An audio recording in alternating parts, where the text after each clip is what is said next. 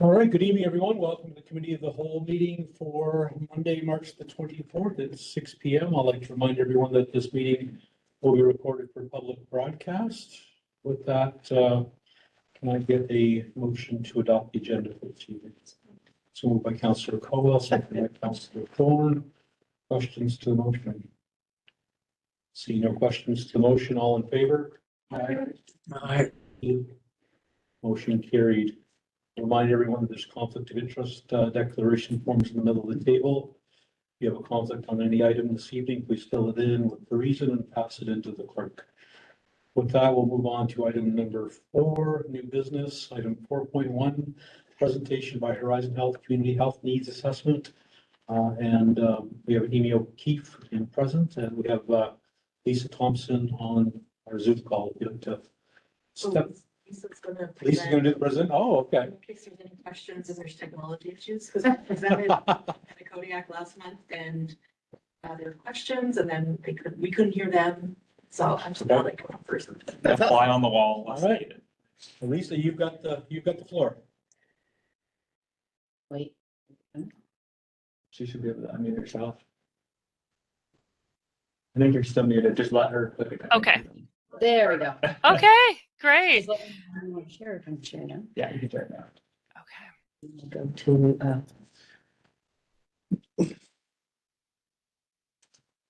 Great. Well, while we're getting that updated, I'll just give a brief intro to myself. And my name is Dr. Lisa Thompson. I'm the research lead for the Community Health Needs Assessment at Horizon. I speak very quickly, so let me know if I can slow down. And there is some time at the end for questions, but if you want to ask throughout, I'm also okay with that. So I'll give you a little bit of a background of what we're doing. Basically, the Community Health Needs Assessment in the Shep area, so the Salisbury, Havelock, Elgin, Petitcodiac, and surrounding areas, was completed in the fall of 2024. It was a long process, got interrupted a couple of times. Finally able to finish it in fall of 2024. It's out now for public viewing. It's on our website. It's available. I'll have the next slide, please. So some of the key messages I'd like to sort of leave with you is one of the responsibilities that Horizon has is to determine the population health needs for the communities to which they serve. And this community health needs assessment is just one of those tools. So it is not the only tool that Horizon uses when making decisions when going forward. It's just one of the tools. And this particular work that we do is really critical because it provides really localized stories and localized experiences that's not captured elsewhere. We do the CHNAs, which is the Community Health Needs Assessments. It leverages a qualitative research methodology, so that's what we use. It's supported by existing quantitative data, but this particular report is really heavy on the qualitative pieces that's not found elsewhere. During our engagement period within the Shep community, we talked to 116 participants, which consisted of 34 one-on-one interviews. 82 people participated in 8 different focus groups, and 98% of those people that we spoke to spoke from a lived experience. So instead of talking to service providers or folks such as yourselves in elected positions, we talked to what I call everyday people. We talked to regular folks to hear their experiences. Not that you folks aren't regular people, but you hold different positions. Within the health needs that we did identify within the Shep area, it came down to the ones listed. Again, none of them will be surprising to you, I'm sure, for folks who live in the community. Access to primary health services, accessibility within communities, income and food insecurity, mental health and addiction services. There was a huge need for a non-emergency same-day clinic, ongoing transportation and infrastructure issues, again, no surprise to you folks, and youth and family services. And then one of the sort of the summaries that we came up with is that it's a rural region, obviously, where people must drive on roads in various states of disrepair for all services with limited to no cell service. So this is really key and really important for Horizon directors and management to recognize, because most of us live in city centers where self-service is not an issue, and within the SHEP area, it becomes a major issue. So when we're designing programs and services, we need to keep that in mind. But I also found that this region is full of like strength and resiliency and an enormous sense of community, and I enjoyed my time in SHEP a lot. Next slide, please. So the way that we do this work is we get together a community advisory committee, and we work with the representatives from each of the communities to sort of help us guide where we should go and who we should talk to. And we call those populations of focus. And so within the SHEP area, we felt like all of the folks that are listed on here are people that we wanted to talk to hear about their health needs. And the whole idea why we do populations of focus is this idea of health equity, that if we can reach the most vulnerable people and hear from them and hear what they need for better programs and services, then that makes healthcare better for everybody. And as you can see by that list, we talked to basically most people in the SHEP area. Next slide, please. Again, as I already touched on, this particular report is really focused heavily on the qualitative data aspect to really hear people's experiences and their interpretations and perceptions of what Horizon provides, what's available in the community, those sorts of things. And it just really supplements the other reports that are out there. We try our best not to duplicate things that have already been captured several places. Next slide, please. This is my lovely map or attempt of a map of just sort of in the SHEP area where we spoke to people. So some of those pinpoints are individual people, some of them are focus groups, but we really tried to get a good sort of representation. We did talk to quite a few people in the Salisbury area, as well as held a focus group in the Salisbury area. Okay, next slide, please. This is just a visual representation of the health needs that we did identify. We don't, at Horizon, we don't prioritize any of the health needs. We just list them alphabetically, but what came out of all of the data. And sort of what we've already talked about, access to primary health services. Actually, I'm going to go through them more in detail in the next slide. Can I have the next one? Thank you. So access to primary health services, not surprising to any folks. The lack of access to family doctors, the long wait times, and then access to allied health services. So that was brought up as a major concern. Next slide, please. Although I did hear phenomenal things about the physiotherapy that is offered in Salisbury and the amazing pharmacists that you have there. Several of your people talked a lot about those things, so bravo to them. Accessibility within community. So this is a really large theme to which it talked about most of the boxes there. So not just what we think about traditional accessibility, but the types of programs and services that we can offer to folks so they stay in their houses longer, as well as having more. So it ranged accessibility within community range the whole gamut of keeping folks in their houses longer, as well as having more automated doors. So then folks that have mobility issues don't have to push doors, the buttons that work, all these types of things. Additional in-home care services, increased disability supports and subsidization, and ongoing supports for adults with disabilities. Okay, next slide. Income and food security. So this was an issue that came up quite a bit, probably even more so now than ever. Just that folks talked about the food bank in Salisbury in particular and how much they enjoyed that service. Of course, as I'm sure you know, difficult when you can only go once a month, makes it difficult. And then just sometimes what's available for folks to use, especially those with families, and the requirement for school-safe snacks. Next slide, please. And you may notice that, I should have said this in the earlier ones, you may have noticed the quotes that we've picked out that are in orange. It's just to highlight what folks actually said in their particular words, to sort of really encompass what that theme is about. Mental health and addiction services. So there's a lack of availability and access to mental health services within the community. The available community spaces to gather. This I heard more particularly in the Petitcodiac area. I don't recall hearing it as much from Salisbury, but this idea of having a non-faith-based space to gather, people were looking for things like that. Again, I don't recall that being an issue in Salisbury as it was in other areas. And then a lack of community-based programs for addiction services, and how folks would like to have those services offered in the community rather than in Moncton or St. John or a bigger city center. Okay, next slide, please. Again, this is not going to be surprising.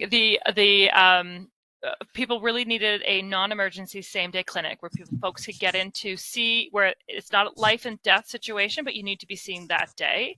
And the existence of this was really I just think those quotes, for example, so having some sort of small rural clinic that could deal with all the routine stuff and you only have to go to the hospital or the bigger center for those other things would be very helpful.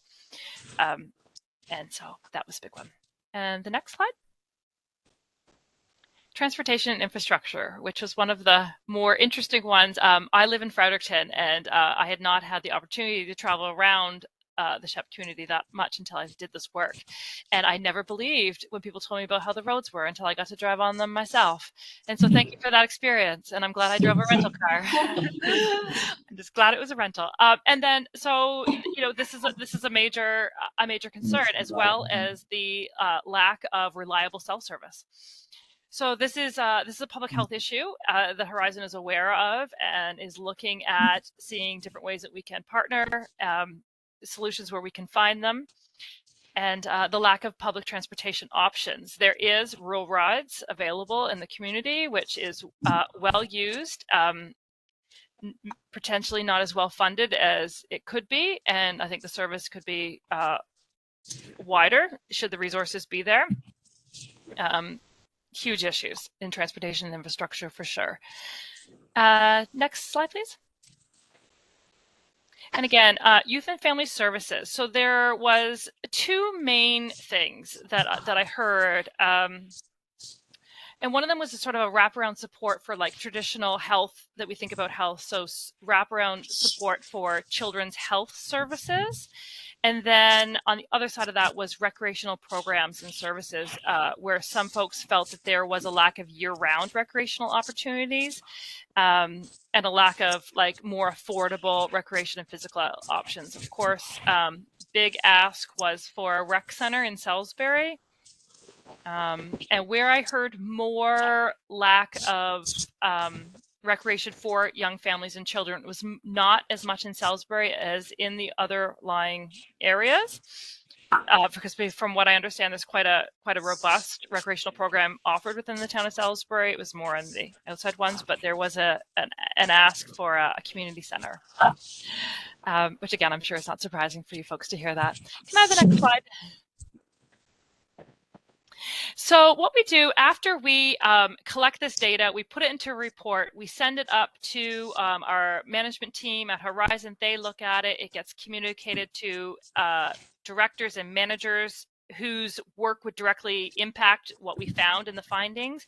We report back to community. We work with our community developers to try to then come up with, okay, here we identified these needs. Now, what can we do about it? Who can take what and try and rectify these?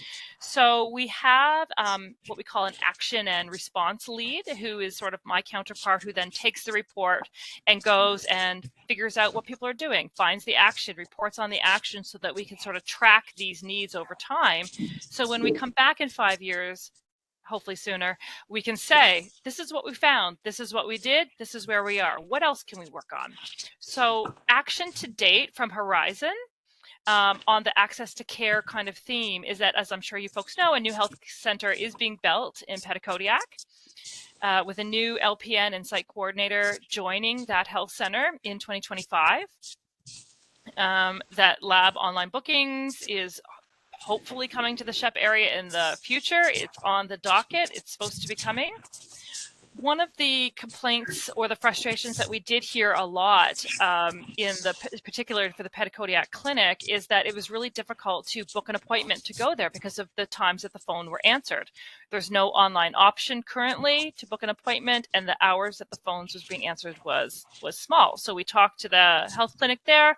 Calls are now being answered from 12 to 12:30 to sort of help those folks who don't get a lunch break or who have a trouble getting away during the day to try to book an appointment.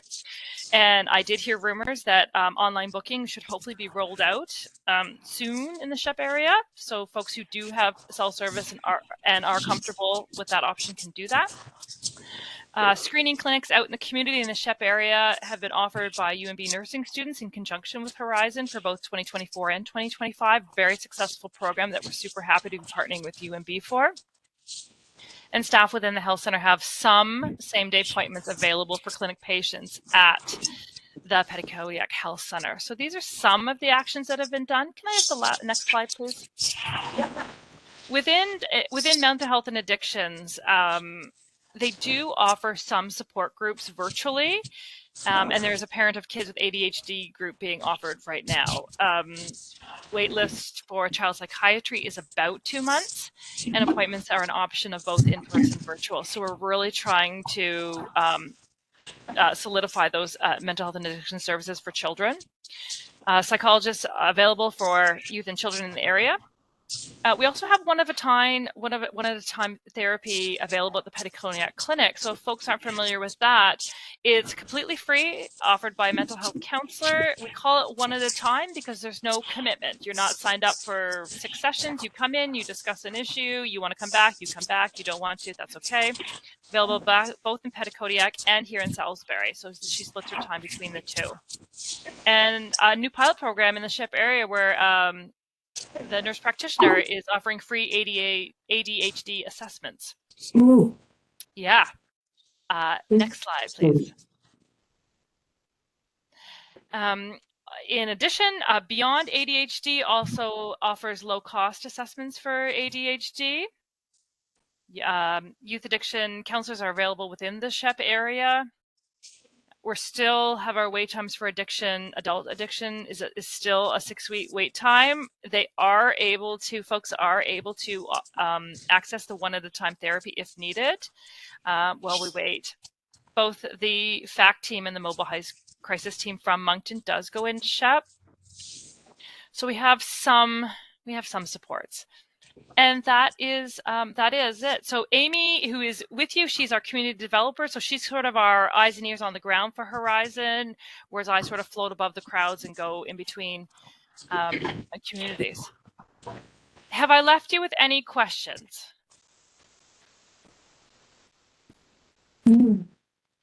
Online booking would be great for the clinic. Yes. And I know like the mobile flu clinic in the Legions has been wonderful. Just anything that can kind of speed up access to. I think one of the things we talked about as well, Amy, is the UNB nurses that we'd like to expand potentially next year. Some services in Salisbury as well, Yes. where it's been offered in Elgin and a few other areas. So been very successful. So we did chat about doing that as well. So.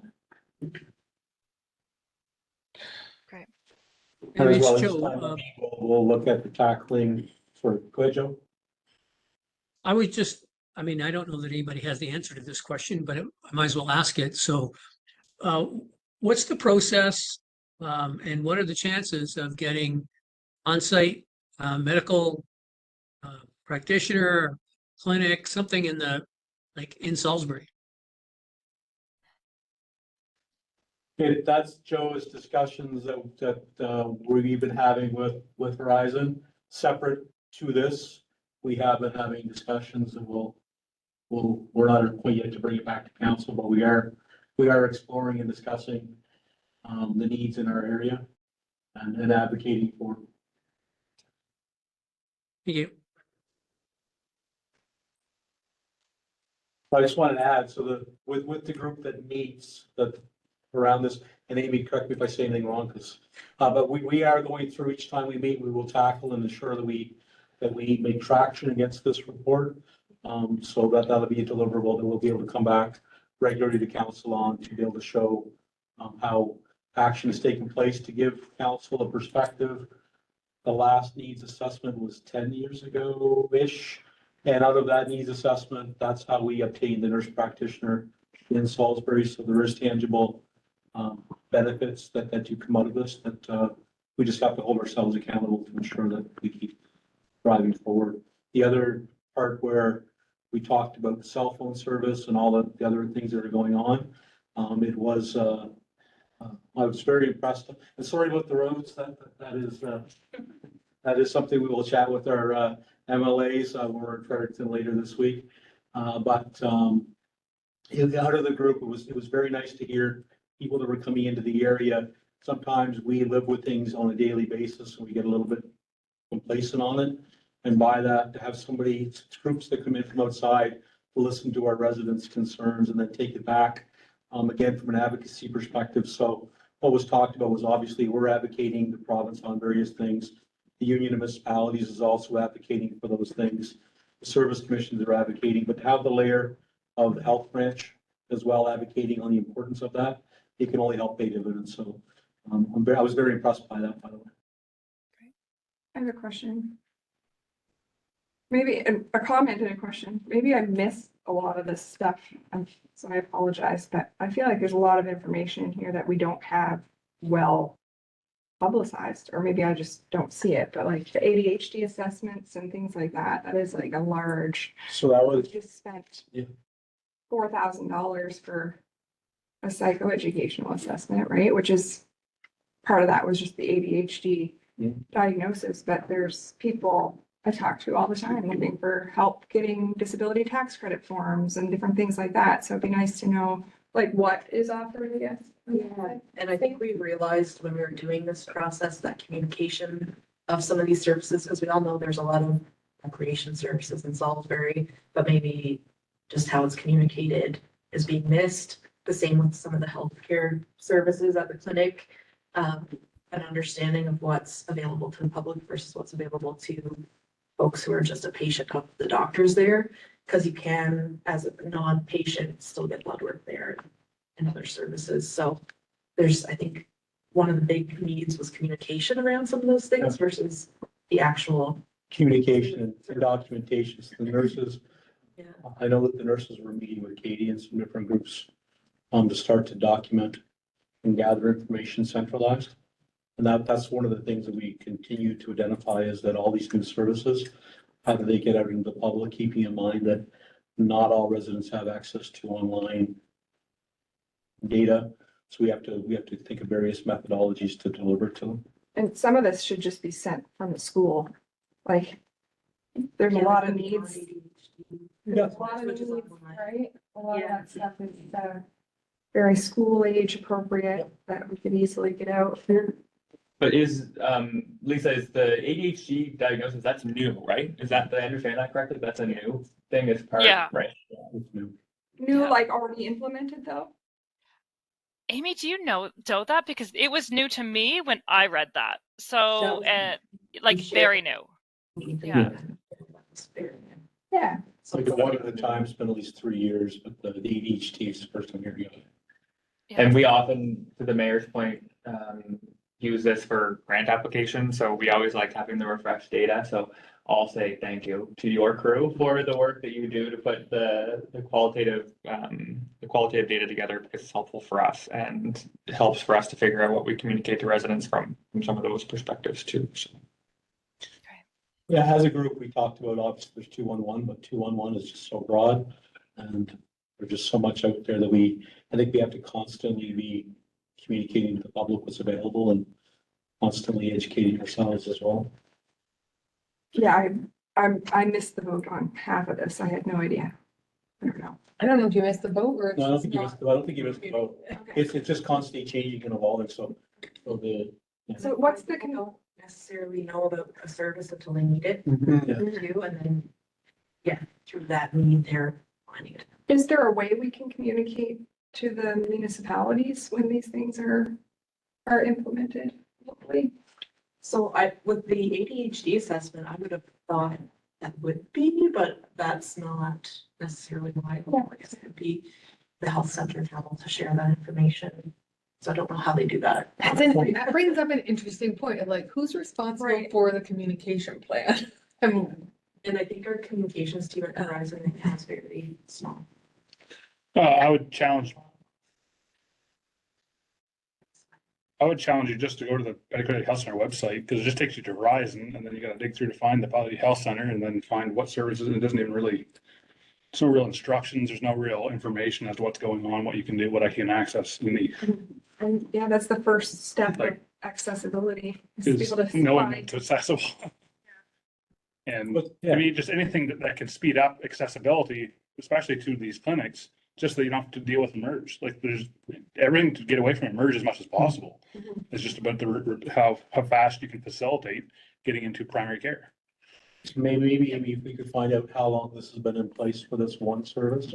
And then we can use that as kind of a lesson, because I know, use the one at a time as an example.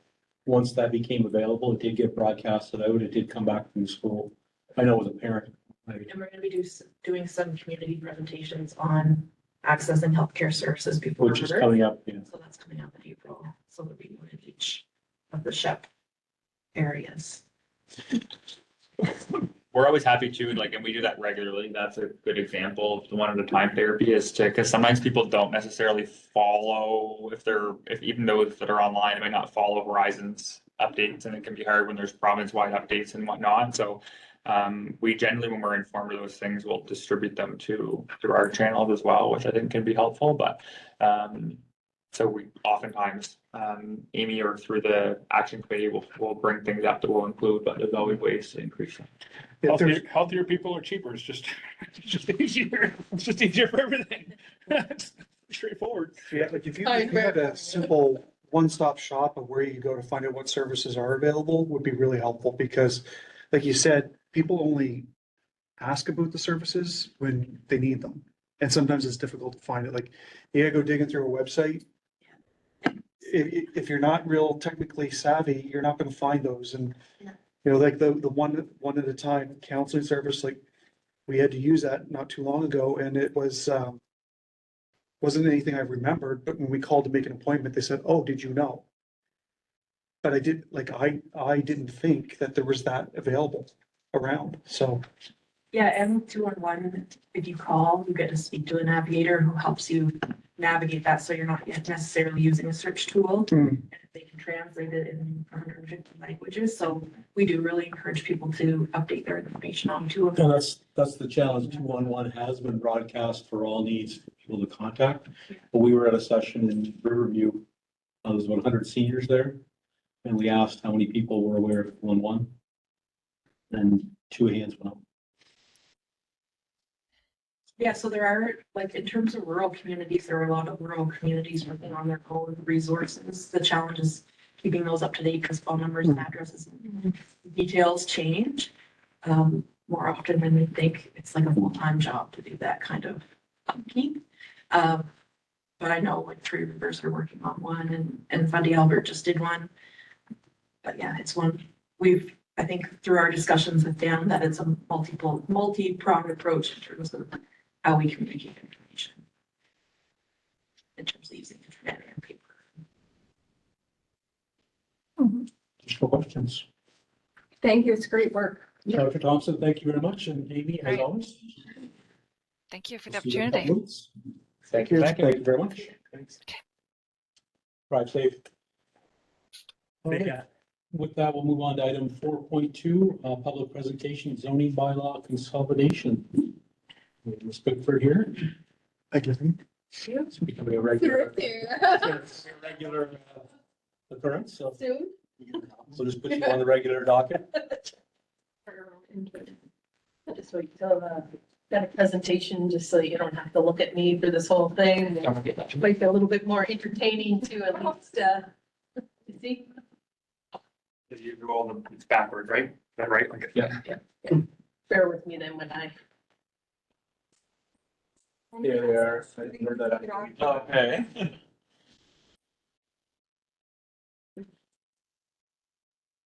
Okay, so tonight is the public presentation for the proposed municipal plan. And this municipal plan that I'm referring to is the one specifically for the town of Salisbury. Never. I don't. If it doesn't work when you're sharing, Me. yeah, you might have to just do it. Try again. Oh, Did I do it? Yep. Just to put it in a little bit of context, in land use planning in New Brunswick particularly, we do these through, we tackle land use planning through 3 different types of documents. We have the municipal plan, which is your general goals and objectives of how you want to see the community develop. And then we have a zoning bylaw, which is the more day-to-day regulations of how those policies translate into people doing things on their individual property. So things like setbacks and zoning, particular uses. The equivalent in the areas that were either villages or unlike your former village did have a municipal plan, but typically now, moving forward since reform, villages would be doing rural plans. So as well, the unincorporated areas prior to reform also did rural plans. So we do have the Westmoreland Albert rural plan in effect in the areas that were outside the village. But they're essentially the same documents. It's just that it's one, in a rural plan, they put both policies and goals and objectives into the regulation document as well. So just a different process. You also don't have with a rural plan, a future land use map. Still though, you know, a lot of overlap between what's there. There is a zoning bylaw. So when reform took place in 2023, Salisbury did have the former village municipal plan and zoning bylaw, which remains in effect until such time that council should adopt a new one. And then the areas outside that boundary was falling under the Westmoreland Albert rural plan. So again, you do have full land use coverage today. This is just a process that we are required because of the new municipal entities to go in and adopt new revised ones that cover the entire municipality. So the good news on your scenario was both of your former municipal plan and zoning bylaw and the Westmoreland Albert rural plan were fairly recent documents. So it put us into a good position to be able to just do a consolidation of these documents into into a new municipal plan and a new zoning bylaw. The draft of the bylaws can be found on the Plan 360 website. Sorry for the really tiny text there on the bottom. But there is a Salisbury page, and of course you can go in there and read them as well. The current documents are also in there as well. So if you wanted some extra reading, you could look at that as well. So really sorry for the small text on this one. I was trying to share with you kind of the main changes that would happen. And I will say there's not a lot of changes. Most of it is just adding sections from the Westmoreland Albert into the what was the former village. So kind of any of those policies that were more rural in nature from the rural plan have been incorporated into various sections within the new municipal plan. As well, we've changed some wording. So, you know, formerly it was the village center to represent the urbanized core of the community. Now we've changed that to be town center to reflect the new type of municipality. Rural designations. So, you know, this is the former village zoning and future land use. So the gray area. Obviously, it has expanded greatly since you guys have incorporated that larger rural area. And the other thing that would be added to the new bylaw would be the sea level rise or the flood mapping. But I do want to point out that that was already tackled before in the village. It's just that it was already pre-zoned open space conservation. But again, you'll see this this new layer on the page or on the maps. Mini homes will be allowed as single detached dwellings outside the serviceable boundary. So the dashed area on this particular map. Within the boundary, it will remain the same as it did under the village bylaw, where they would have to go into a mini home park. The other big change would be there was a dwelling group zone which encompassed mini home parks but also multiple dwellings on the same lot. Bearland condominium is usually the reference to those particular types of development. So we've swapped out the the term of, I believe he called it manufactured dwelling unit, residential mini home zone before, so that's just switched out now to dwelling room. Again, added policies from, the WARP around economic development related to more rural uses such as, recreation and tourism. So allowing campgrounds in rural areas. Policies about protecting water supplies. So again, there is no public, water source in the village. So we've added, some additional, requirements around that, especially when you're talking larger developments. Campgrounds now have been added to that list to trigger, because previously we didn't have, within the village boundaries, campgrounds. Natural resources, of course, have been added. There's a whole section in there, but again, it's just taken directly from the Westmoreland Albert plan. Agriculture and food production was a dominant component of the rural plan. So that has been incorporated as well into the new plan. And the heritage policies, which were a little weak in the former village, have been swapped out for the heritage policies that are within or from the WARP or Westmoreland rural plan. And the one thing that is considered new in this particular plan would be a policy that's added in to suggest that council do a review of minimum lot sizes where there's a public sewer system involved. In doing the consolidation process, there was a discrepancy noted that the lot sizes appeared smaller in sewer areas where there was a communal sewer system versus inside the village boundary. The approach was taken under the consolidation to go with the more stringent requirements until such time that a study could be done to verify, you know, if those lot sizes could be changed or not.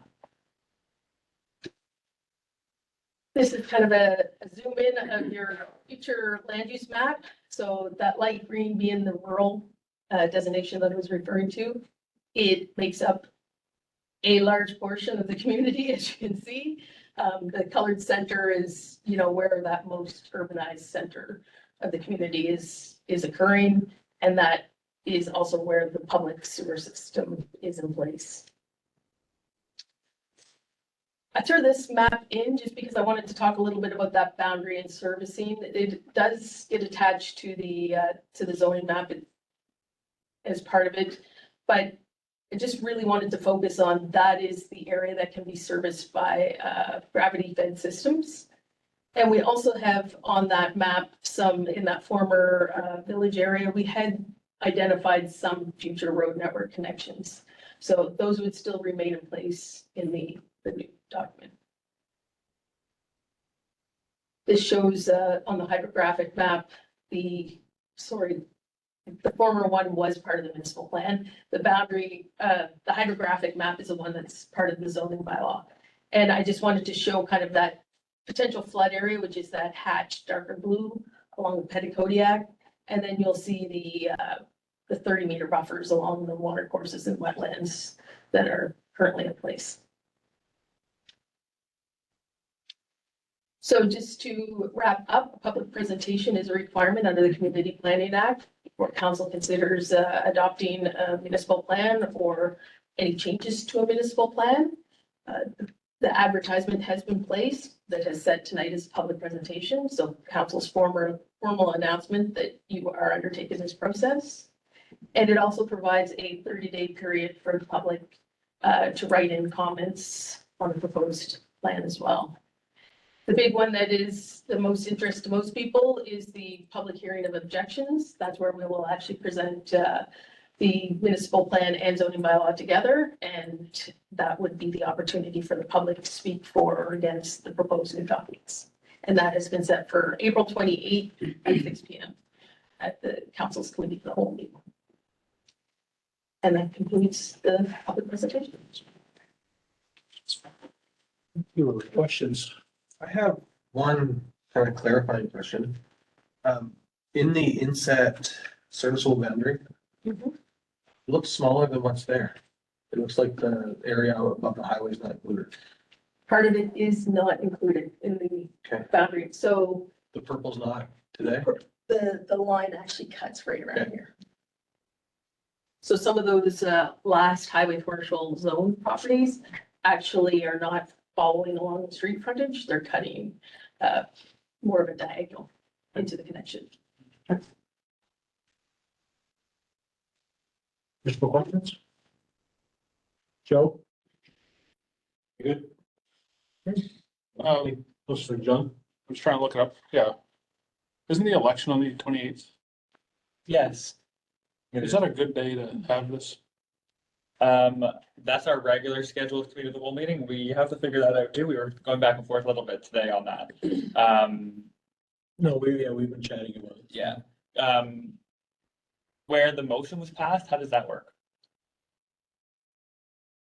I mean, council would have to pass another motion to switch the Yeah. day. And then from there, we would have to recalculate because we are required for certain Yeah. notices to be placed within Yeah. certain timeframes. So we'd only be able to push it out, not bring it in. You definitely can't bring it. Yeah, No, it has to definitely, be yeah, pushed out. Storm day? There's also that. Storm 30-day day, they're better not. Public presentation, so that's why you can't move it forward. Okay. It would have to be back from the 28th. We should definitely do that. Yeah, that's what I just submitted today. We want to talk about, so we can't do that until next meeting. Yeah, Once we call a special meeting to do it. Call special meeting to move a meeting. yeah. That's what we can do within the. Does it affect the prac date? It can still affect, okay, But so, it also states where the meeting will be, correct? yes, What location? yeah, that already happened though, so we have to amend the motion regardless. Yeah. Okay. The only ad that's been placed so far is for the public presentation for Right. tonight.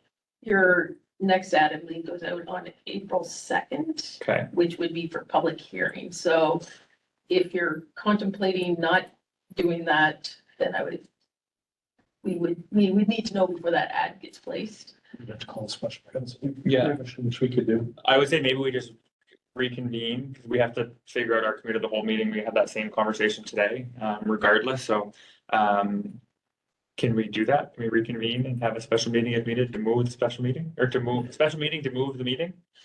I'm not aware of any obstacles to that, but I will certainly check through my Okay. Community Planning Act to make sure there's no issue there. Then to me, would fall back on your Local Governance Act as to any rules that were. Yeah. in place with that. Okay. Can I suggest, just for simplicity, why don't we treat it like a holiday, move it to the Tuesday? It's just thinking. Me. We still have to. Yeah, I think we still, We still have, we already made a motion. So yeah, We're still gonna have to. yeah, and I think that probably It'll will, have to be 30 days from when we make the motion. Right? No, was it? No, because it's 30 days from the public presentation. So it's Yeah. Today. from today, yeah. So I would just say we can probably aim for that, but we can confirm on availability afterwards and then circle back on that. Yeah. Thank you, Ori, appreciate it. Thank you. Okay, let's move on to item 4.3, residential security camera rebate policy. Brad is going to come up on this one. I will just say, I was gonna send an email, but then I forgot. The policy that was on eScribe had track changes, so we updated it this afternoon. So if you look, it should show you the refreshed one. Refreshed one now, it's the same, it just doesn't have the track changes, so. Over to you. That is my bad. Over to you. No problem. So, so this is, the first of hopefully many different, programs I'd like to talk about. And the idea started last fall after a conversation was had, and we found out that the town of St. Stephen put together a residential security camera rebate program. So I reached out to Chris Spear, who's the CAO of the town, and he informed me that the residents were very much on board with the program. And in fact, out of the 50 applications that they put a cap of 50 applications, and they gave it a 3-month span. 50 applications were used up within 3 to 4 weeks. So basically, as you know, public safety is a priority for the town. And it's believed that the additional security cameras throughout the town of Salisbury will support not only law enforcement, but deter criminal activity and contribute to overall safety and security in the community. So the program will allow residents to apply for a one-time rebate of $100 and will be subject to the conditions that would be outlined in the policy. And it would be shown in the application as well. The cameras are purchased and installed by the homeowner, not the town. And the town will not have any and will not request any access of any footage as part of the policy. However, as a condition of the program, residents are requested to submit any footage to the RCMP that may assist within, if there's an investigation needed, that will increase public safety and have a resolution to implement. So that's pretty much the depth of it. So. Just for the minutes, you said St. Steve was St. Andrews, just for the minutes. Oh, sorry. It's okay. Right, sorry. Just want to make sure the minutes was reflecting that. Questions? Yeah, Joe, I got a few questions. Just so for, is there a particular make and model of security system that they're going to be required to purchase? There will be certain specs that they have to fall within, as far as pixels and resolution, and where it's placed on the residence. So yeah, so they'll know beforehand, prior to them purchasing it, because they would have to fill out the application, and the specs will already be on the applications what's needed. So Brad, how much would it, we're suggesting a rebate of $100. What would one of these things cost? It could range anywhere between maybe under $100 to, up to 2 or 3, depends on the homeowner's needs and comfortable on how much they want to spend. I guess at the end of the day, it would be up to the consumer to find out how much they are willing to spend and what they want as far as quality. So we're not really, you say there's going to be some requirements, but we're not looking at any one particular model and saying, this is what we would expect. And I guess the question is, I have a few questions and comments, but my one question is, why wouldn't we? St. Andrews has a series of, I think, 3 examples that range from dollar value wise, I want to say 50 to 150 maybe, if I remember. Max was 150. They use those as examples, but there's so many out there, as long as they meet certain, like it's like the pixels and frames per second or whatever it is in terms of video. So there could be thousands that would meet those specs. So we would do the same as St. Andrews and suggest some examples. But we won't do that until the program's approved, and then see if those links are still accurate and whatnot. But I think they suggested 3, maybe 4, but if I recall, that's the price range for them. So when we talk about this being open to the town, are we expecting that residents across the whole town, or primarily the village was where we're going to want to focus these types of cameras? It would, I think it would probably be in the municipality of the whole town. But there's only 50 applications, so it'd be on a first come, first serve. And as soon as the 50 applications are given and they pass the requirements, then it would be closed for this year. And then if council wants to keep going, then we'll do it again next year and the year after that. So if something happens to these pieces of equipment, we're not obligated to replace them or give them another $100 grant. No, it's a one-time, and it's part of the requirement is they have to, have the upkeep of the camera as well, making sure they're in good working condition and as part of the. Yeah, but we'll never know. I mean, at the end of the day, you're not going to go and inspect the cameras. I mean, so we won't know that. And so the reason I bring some of this up, because in the spirit of total transparency, and it was before I read the whole thing, but at first I'm looking at this and saying, why are we spending this money? Because at the end of the day, I know it's not a lot in the total scheme of things, but I think we also have to be mindful that there is a sensitivity out there amongst many of our residents for money that we're spending. And I know we're going to talk about grants in a little while, and there's other things that we may be talking about in the future. I just look at this and I think to myself, man, if we're talking about something that costs 50 or $100, if somebody really wants a security camera, I'm sorry to say, let them buy it. This is not something that I think the town should be doing. Unless we think that, look, if we said that we have some strategic locations in the town where we believe that having some cameras that we pay for, or that we ask people to put on their property, that would be of value to us because we're seeing a lot of damage in those particular areas, I'd be all for it. But I'm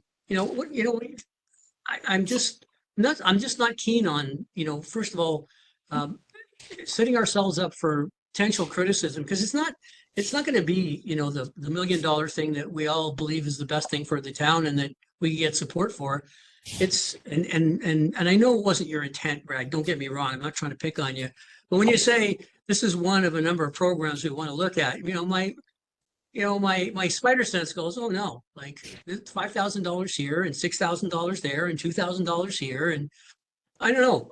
Maybe it's just me, and maybe it's just because we have we've done a great job, looking after and being good stewards of the town's money, but at some point in time, we have to take a look at some of these things and say, this is really nice to have, but honestly, if someone's really worried about theft in their neighborhood and they want a security camera and it's only going to cost them $100, I don't think we should be paying for it.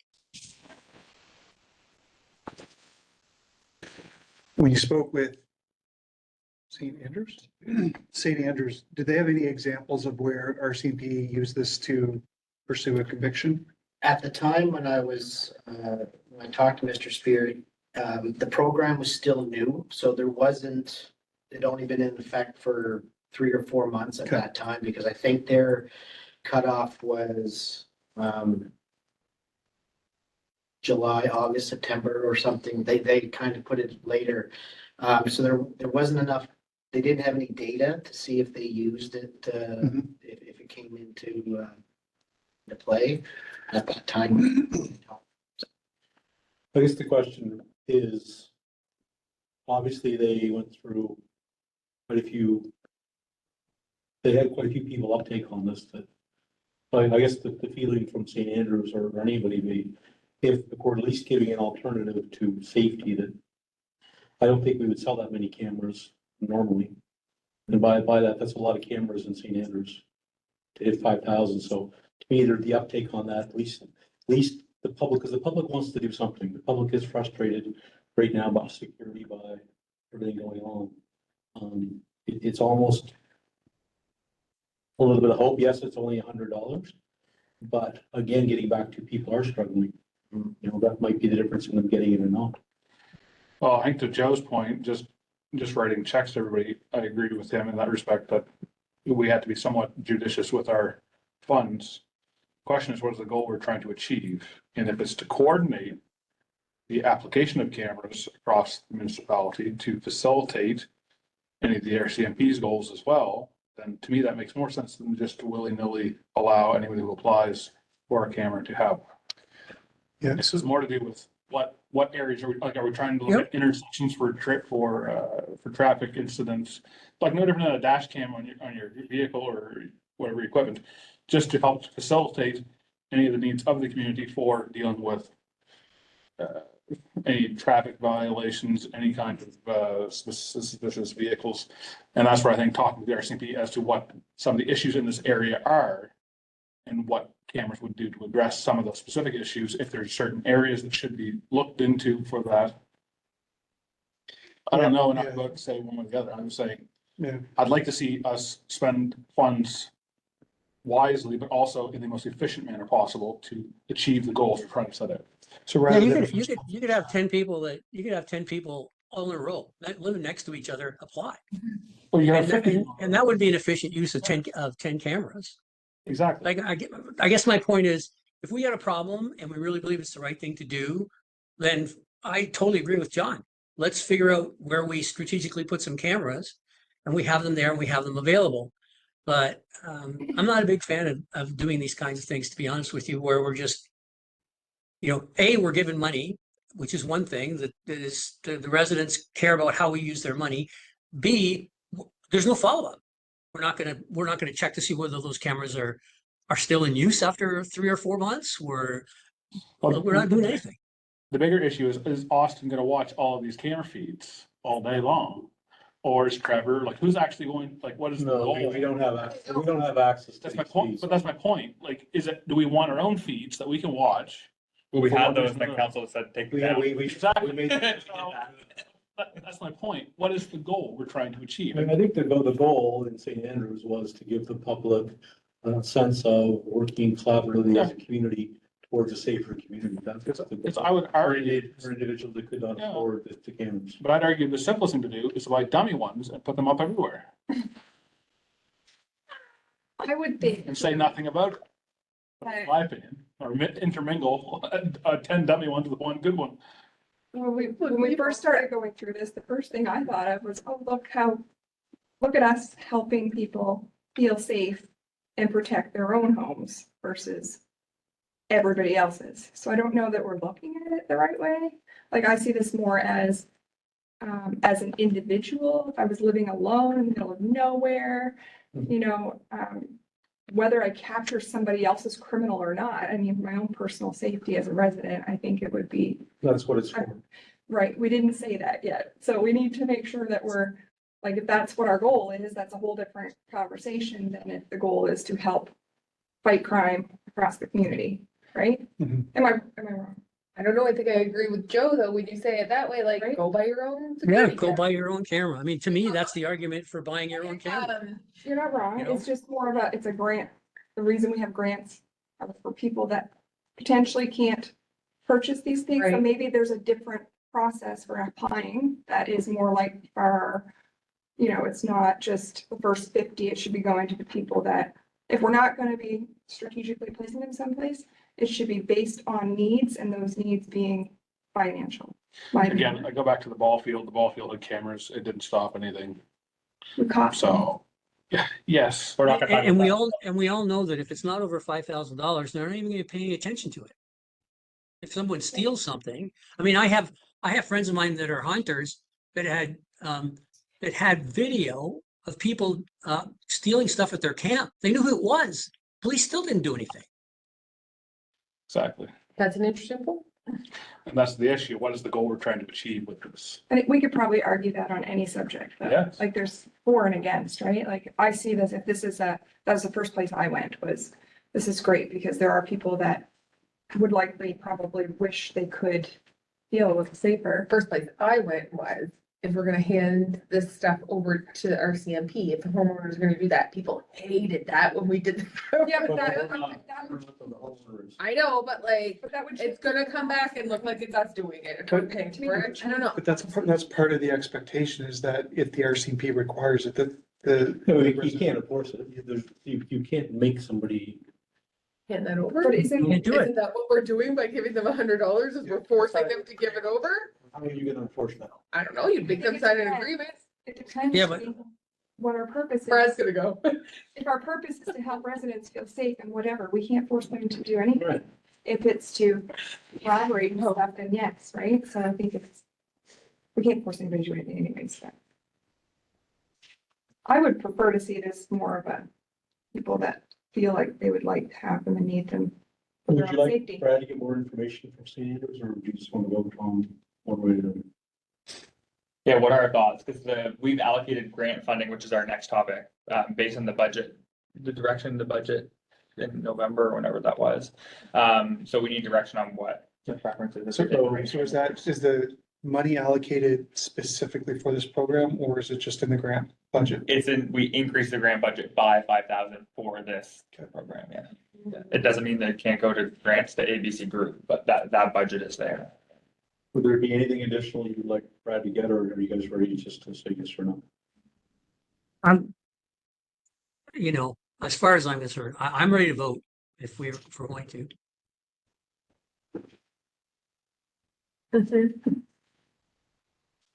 I can vote. I don't know. I don't know. I don't know that I need more information. I think I just. I don't think see $100. your point. I don't think what you're saying is what. No, but this it's not, is. that's what I was gonna say, if I and vote I on this, it's don't not gonna be what I think vote this on the is- other. I think that the Right. benefit to this is that we're putting 50 more eyes in the community that we know where they are, and we can direct the RCP. Yeah, we Someone in that can use area. them We potentially. can. We can say, there's a camera at this house, participate in our program, and you can go talk to them and see if they have. And see maybe if they want to give it to you. And hope that they turned it on Yeah, and kept it. and kept it. And have data. Yeah. I don't know, guys. Let's just remember we're spending Yeah. people's money. And I those think people it- may get the $100, but all the other residents are paying this So- $5,000. I think this So sounds like a Brad, great so- project for next year. So they've given out the grants now. When do they? So 6 months, they'll probably get an idea on how the feedback from the community. They did last summer, didn't they? Yeah, it was late last summer that they started. I think it was, like I said, I think it was like an August, September, October timeline that they ran the program. They put it out to the public. They knew, the public said they thought it was a need and they were all over it. And they capped it as 50 applications and it was, you know, it was using up pretty quickly, so. So have They we had see a requests or need for it, I mean, obviously, I'll be chatting with, so. we'll be chatting with some standards folks this week. I don't know. We want to get more feedback from their community on the benefits that they're receiving. I think, didn't it come up at a UMAB meeting? It did. Yeah. It was brought up that it created a sense of collaboration among the community, that they were doing something together to obviously, same thing we hear about is the RCMP cannot just cover the broad area of the municipalities, and that And I think, to get together, they felt at least they were doing something right, together to combat this. if I may add a little bit here, no, it's the times where, there was a time where, you know, people's cars were getting broken into and, you know, Stephanie, your car is locked up tighter than Fort Knox, and you're not going to get in, but you might have a camera that sees them trying to get into the car. And then if they had that footage, they're like, oh, I recognize that hoodie, right? The way that person walks, I know who that, you know, the RCMP, they know the regulars, and if they can say, well, that's who it is. And that's the, I think, one of the benefits of having the program. It's just not on individual, but it's kind of a communal, you know, help your I get that. family out, brother out type of thing. But if you were telling me that we were gonna only give the $100 to people who signed an agreement that they would hand that information over to the RCMP, it's a totally different thing to me. As soon as you guys said they aren't being forced to hand it over, like, I don't know. I am not gonna ask for $100 from you, but I would still give you my footage. Like, They I have, think they the have, they have community's to, already like, there. they signed an agreement as part of the application, but we're not, We like- can't enforce it. right, like, other than saying you signed an agreement. Yeah, what's going from $100, why not say double it in terms of do it $50 and then double the amount of cameras? Like, So I feel like that's counterintuitive to the direction we're getting. I understand that. I'm not saying I'm, I would say, like, I would like to have proof that the benefits that we're assuming we're gonna get we're actually gonna Yes. get, like, exactly. like what is like, there's another community that's already done this, that's probably similar rurally as we are. And what would Did they it recommend? actually to do? provide any benefit to them? Like, was there any improvement? And, What would they do differently? or what would they do differently? Yeah. Yeah, like. Did I they understand get the- a single solitary arrest out of it? Even one? That's worth $5,000 in my opinion. Or was petty theft reduced, in, like, over the same period of time? Did it help deter? Cause I'm all for, a program that does bring those benefits, and we have an opportunity to measure some of that with another community, so before we jump the gun, I think I'd rather see that it was actually helpful in a community. I just think bring it back next year after we get some more information. That's my. Or even later this fall, like whenever you get tangible information from St. Andrews. One is St. Andrews gonna continue it next year. Like that'd be pretty telling to me if they Yeah. did it one year and deciding not to do it next year. They're doing it this year, right? Yeah, they told me they were going to do it. When I talked to them in the fall, they said they were going to put the program on again because they had over 50 people wanting to apply for it. So, so instead of, finding money in their budget to Expand. meet the need at that time, they just said, well, we're gonna run this program again next year, the same thing, 50 applications and keep it ongoing until they see that it's not beneficial then. So. Yeah, I guess though, like, you have a program where you're giving people $100 to have a camera. Would those people have bought a camera without the $100? And of course, people are gonna want it. They're gonna want the program just for the fact that they get a $100 rebate. But are the public actually asking for it without, like, I don't know if I'm saying that. Are public, like, is the public here asking for a similar program? Well, that was my point, like, if they did 50, and they did it pretty quick, they did 50 cameras within weeks. So I doubt that they would have done 50 cameras in St. Andrews that quickly unless the program was there. So would it cover people who already had a camera and bought one, like, in that No. 6 months? Just think a broader strategy when it comes to like Crime Stoppers or Neighborhood watches. neighborhood watches, Yeah. like just that it's an expansion of that mentality makes sense to me. That's why I don't think this idea is not fully baked yet. I would suggest then that we defer it to a future meeting, talk to St. Andrews, assuming they'll be at Advocacy Days this week. We check back in with them when they relaunch their program in June or whenever that is. And then bring this back as part of our conversations when we bring Neighborhood Watch forward, right? Yeah. I mean, I can touch base with them in the fall, because that would be pretty Full much year. a full year. And 2 intakes. And yeah, exactly. And then, you folks, when you guys go to your meetings to kind of have a sidebar and have a chit chat and find out how it is. And that way it kind of gives you some insight on that level as well. So, Good. so. Sure. Sorry, I just really quickly. I would really like when all that happens for the purpose and the eligibility to match. Like whatever we decide is the purpose, like if we go forward with it. If it is to help residents feel safe in their own homes, there should be an eligibility piece. If it is not, there's things in here that we're gonna get them to agree to that we will never enforce. So I'm not sure why we're putting them in there to begin with. Like we're over controlling something we can't control. So I just kind of want to see that a little bit, or I feel that way. That's, Yeah, if we can't enforce it, I'd rather it not be. yeah, there's just no. It's one of those things that we can enforce, but it's not worth the return. But that is it, that's the point, right? Like if we can't enforce it and if it isn't, we're not gonna get a return. can't or won't. I do it, and if it is for the purpose of, I don't think it's about the enforcement though. I think it's about when you're agreeing to take part in this program, you're agreeing that you're going to provide that to the RCMP as needed. So if you know that going in, if you know that's one of the requirements and you don't like it, you're probably not going to participate in the program. May I ask a question?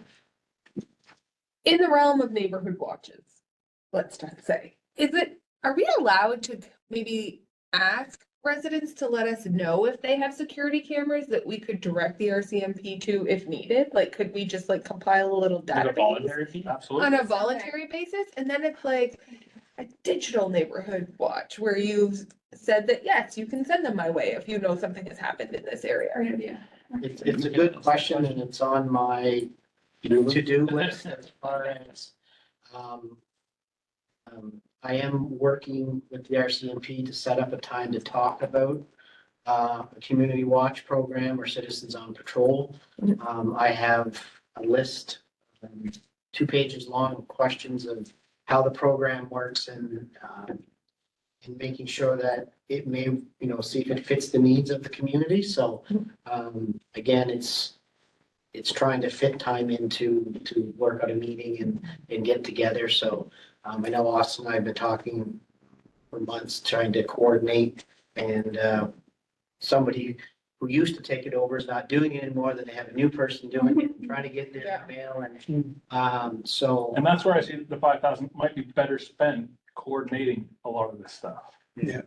Because that's where the value is, and then just email and have a list for the RCV to say this address and these people, this phone number, whatever, you know, talk to them to get their footage. Yeah. And also identify pockets where there is no footage, and maybe that's where we That's where we focus. focus our cameras. Your Exactly. grant. Well, and then the other thing too is, you know, we're not saying that you have to, even with people that do have, it's not top of mind. If people look at it and say, oh, well, you know, John got broken into across the street.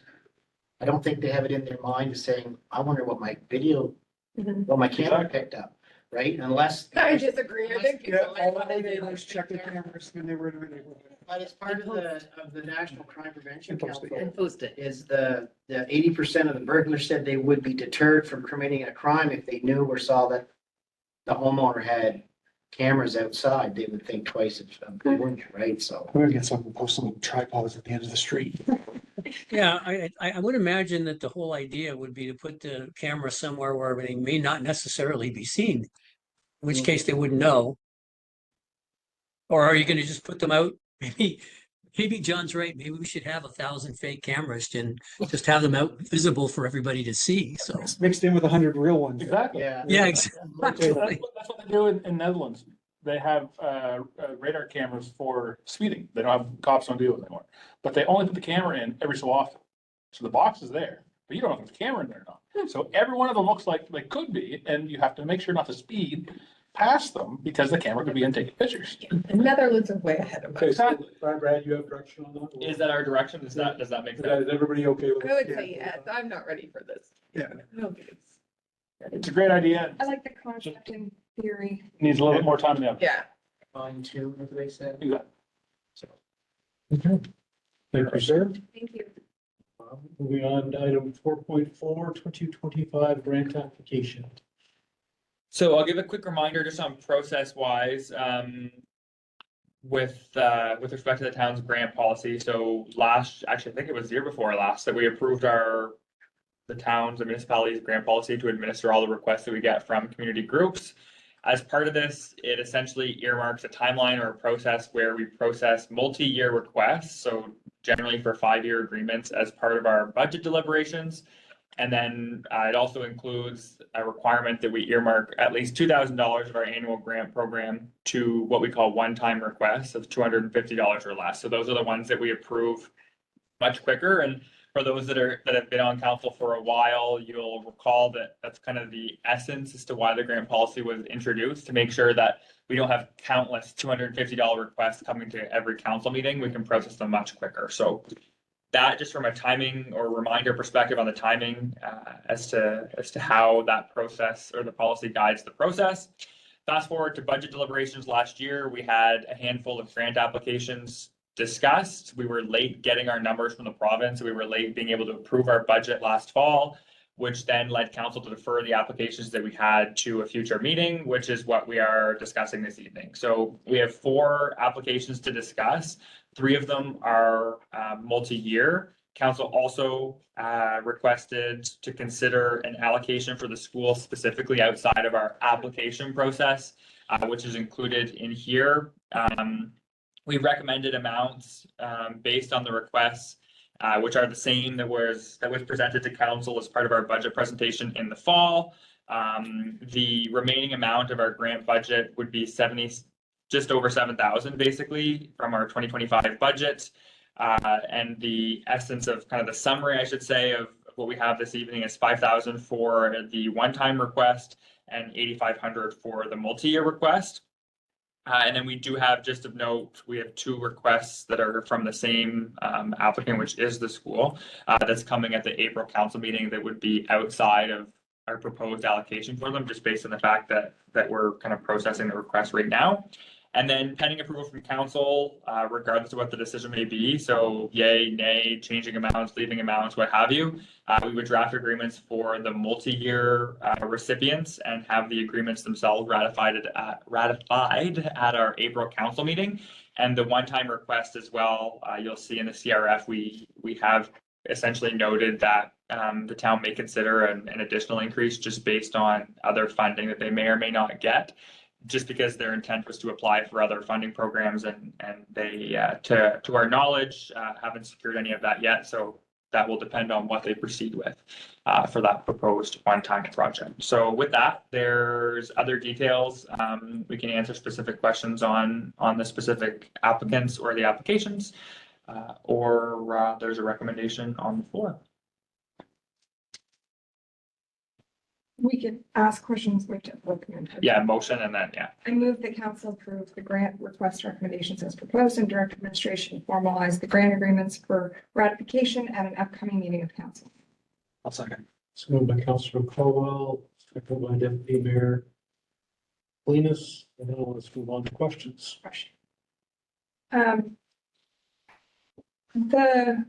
Do we have an MOU with the soccer club? We have a reciprocal with them. A reciprocal, the MOU with the school. The same, yeah. Does it cost to rent a field from the school if you were a community member? Not if you're renting through us. Right. So I don't know, to be totally honest, because we don't charge groups. So in the school year, I'm not sure what they do. They basically administer the field in the school year. We administer it in the off season. I don't think that they charge during the school year, but that's not I would have to So confirm. with, like, without a lot of detail, what would what's our reciprocal for? Is it for Mowing, lining, and they give us a fee as part of the reciprocal for, last year, one of the elements that we added was for baseball, but also soccer, was we have a summer student that looks after the fields. So that's part of it, as well as fertilizing. So in the reciprocal with the school district, we have an arrangement for annual aeration and fertilizing of the field. So it offsets some of those costs. Yeah, it's a minimal amount, even compared to some of the other reciprocals that we have, or any other, being baseball. Shouldn't say minimal, but it's less. It's a lot less equipment. Yes, yeah, absolutely. Yeah.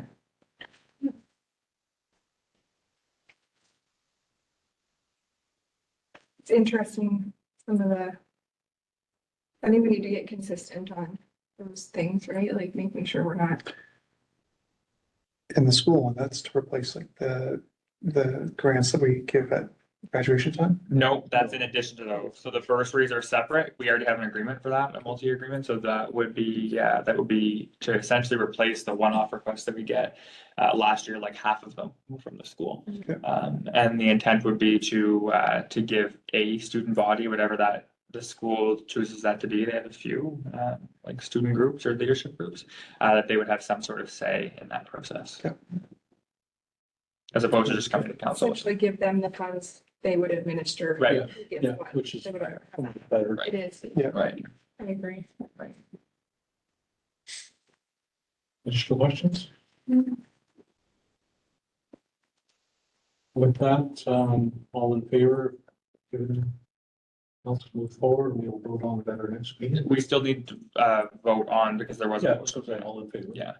And then, we'll ratify the agreements at the next meeting. All in aye. Aye. If you're needed, hey, it's your direction.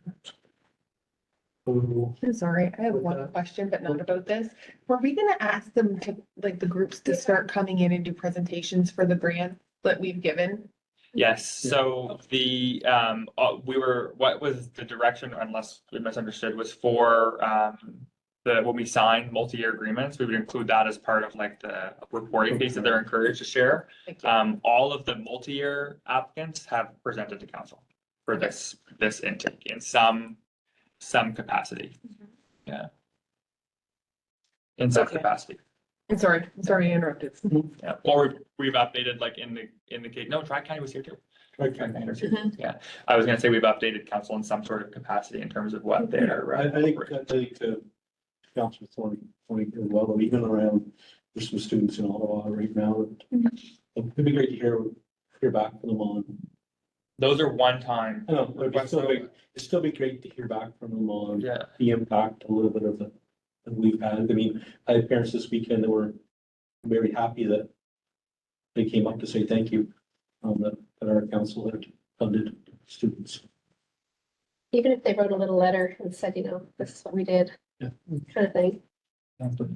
All right, with that, we'll move on to item number 5, closed. We'll have a motion to go into closed. It's moved by Deputy Mayor Galina, seconded by Councillor Dykstra. All in favor? Or sorry, any questions to the motion? Who seconded it? Sorry.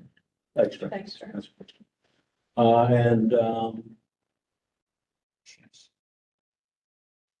So we're going into closed for section 68(1)D of the New Brunswick Local Government Act.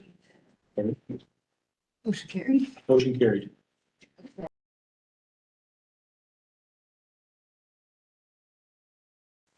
Deputy Mayor Galina, all in favor?